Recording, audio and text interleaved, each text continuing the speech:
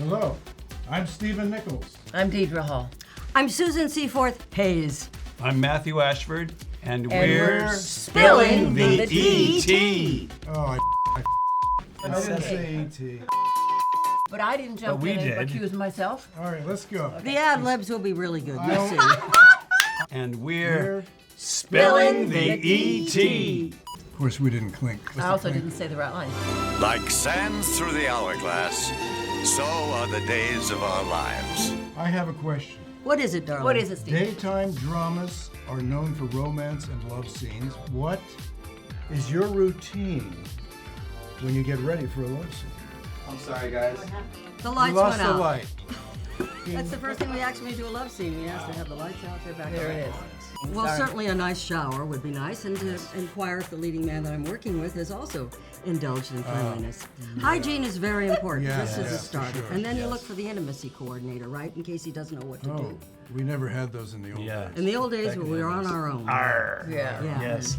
I know that for Missy and me, we have after knowing that we brush our teeth, someone would pull out a little pill of just a little like A blue pill? not a blue pill, like a little Tic Tac. I've always prepared. I asked for a 3-week advance notice so that I could. I swear to God, so that I could lose that last 5 pounds of water, so I could be ripped. You know? We all have appreciated it for But, years. but those days are gone. At one point, my wife said to me, "Honey, you're not taking your shirt off anymore." Oh, how did you land your roll-on days, and how long did you originally think that it would last? Interesting question. Actually, there was a casting director named Dora Saba. She said, "Stephen, listen, there's this role on Days of Our Lives. He wears a patch, a leather jacket, and he's crazy. It's going to last about 3 months." She said, "Just go, you'll be great." And I went, and it turned into here I am 40 years later. When they finally called me, I said, you know what? No, I don't want to do it. Thanks anyway. And my agent said, well, okay. And later he came back and he said, why don't you want to do it? I said, well, I think there were so many famous people testing for the part, and they took so long to make a decision. I just know they went to everybody else first. So if they were smart enough to turn it down, I'm not taking that stinking part. So he said, actors are so crazy, I'll just say yes on your behalf. And that was it. Wow. And you changed the show.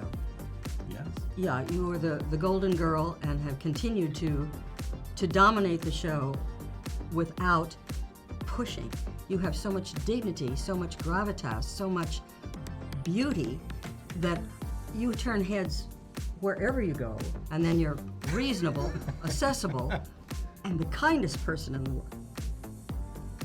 And my closest friend, but you have been a beacon of light for this show.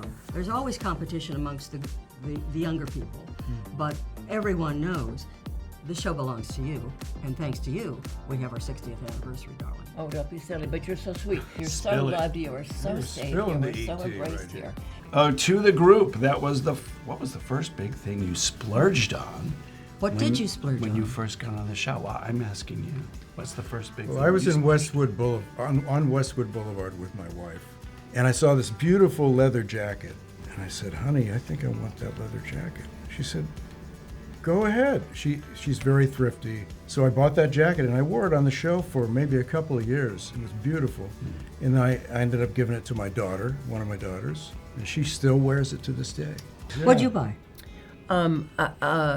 You know, I'm not sure it was my first check, but I was working in a restaurant and working with a number of amazing waiters and making a little pittance. And at one point, I thought, I want to get a dog.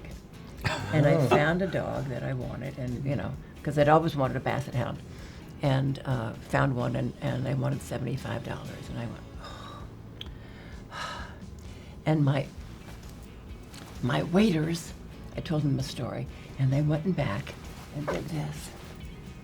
And $75 ended up on the podium. And that was my first splurge. What'd you name it? Is that bags? It was bags. Oh Bags, my God, what a yes. memory you have. Yes. Wow. I bought a Savonarola chair. It was the most uncomfortable, most beautiful chair. I still live with the chair. I can't sit in it, but it looks very dominant and lovely carving and I'd animals love to see that and chair. yeah. Will you bring a picture in? I'll bring in a picture for you. Well, we know that celebrities like Julia Roberts have expressed their love for the show. Who is the most surprising celebrity you've met over the years who revealed they were a fan? Julia Roberts.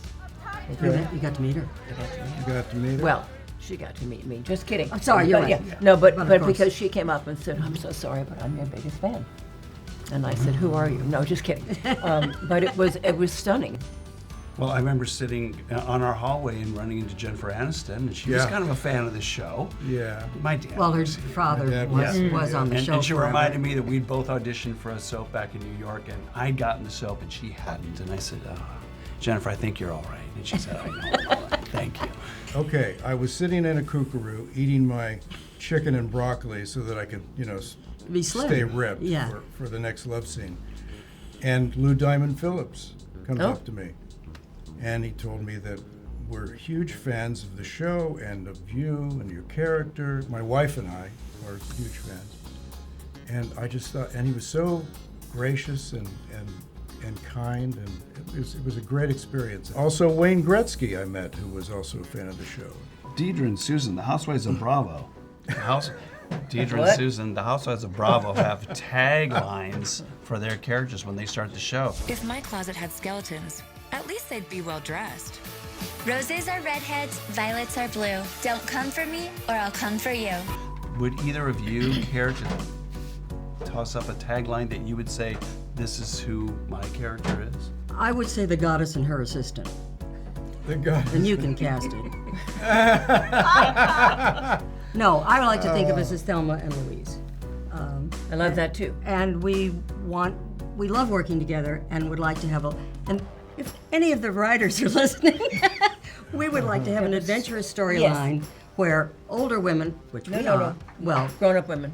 thank you, Of a certain age. grown-up women of some experience, get into a jam. Perhaps it's a funny one, perhaps it's a tragic one, but with our knowledge of the world, get out of it without a guy coming in on a white horse. Let's have Ladies' Day. Would you like that? I think you'd like that. I think, yeah. Day. Okay. We've all been part of some groundbreaking stories on days. So confess. What was your reaction when you saw me? Because it's all about me, we know that. For the first time in the possession storyline. I thought, she's giving Linda Blair a run for her money. That's what you thought. That's what I thought. Okay. I Very got good. called upstairs for that storyline. And you recall there were strange things happening in Salem. And Jim Ronnie was there, who created the story, and said, we want you to know that it's you. It's me, it's you. I'm doing all this? Yes. Why is that? Well, because you're possessed by the devil. Pull my car around. This is going to finish all of us, And my only hope was that they would do a good job of it. They would commit to a good job, and they did every moment. And now you've been there in and out for a long time, and we still love you, honey. The most important people in my life since I got this job are still in my life, and they're all attached to this show, one way or another. Writers, directors, producers, you guys, you. Of course, I'm married because of the show, the most wonderful husband in the world. And I realized yesterday, about this time that you were saying I got to go to work to your family, I was saying, I'm so looking forward to going in and seeing so many people of my other family. I think that's a toast right there. Here, cheers to that one, yes. And may E.T. be serving tea 60 years from now. Yeah. God bless. Yes.